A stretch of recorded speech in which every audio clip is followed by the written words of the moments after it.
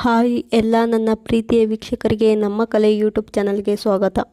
ನಾನಿವತ್ತು ಬಾಳೆ ಹೂವಿನಲ್ಲಿ ಬೋಂಡ ಮಾಡೋಣ ಅಂತ ಹೊರಟಿದ್ವಿ. ನೋಡ್ತಾ ಇರ್ಬೋದು, ಬಾಳೆಹಣ್ಣಿನ ಒಳಗಡೆ ಇರೋವಂಥ ಹೂವು ಎಲ್ಲ ತಗೊಂಡಿದ್ದೀನಿ, ಸಪ್ರೇಟ್ ಮಾಡ್ಕೊಂಡಿದ್ದೀನಿ. ಅದರೊಳಗೆ ಒಂದು ಕಡ್ಡಿ ಥರ ಇರುತ್ತಂತೆ.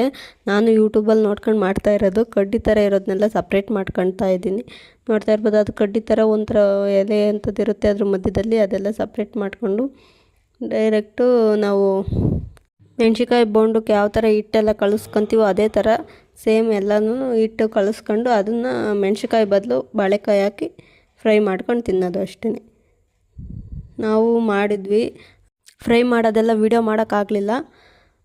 ಚೆನ್ನಾಗಿತ್ತು. ಆದರೆ ಪುಟ್ಟ ಬಾಳೆಹಣ್ಣಿಂದು ಹೂವು ಆಗಬೇಕು. ಪಚ್ಚ ಬಾಳೆಹಣ್ಣಿಂದಾದರೆ ಕಹಿ ಆಗುತ್ತೆ. ನೀಟಾಗಿ ಒಳಗಡೆ ಎಲ್ಲ ಚೆನ್ನಾಗಿ ಬೆಂದಿರೋ ಥರ ಗೊತ್ತಾಗುತ್ತೆ. ಎಲ್ಲ ಚೆನ್ನಾಗಿ ಬೇಯಿಸಿ ತಿಂದರೆ ಕರ ಕರ ಅನ್ನಂಗಿರುತ್ತೆ. ಥ್ಯಾಂಕ್ ಯು ಫ್ರೆಂಡ್ಸ್, ಬಾಯ್. ನೀವು ಟ್ರೈ ಮಾಡಿ, ಚೆನ್ನಾಗಿತ್ತು.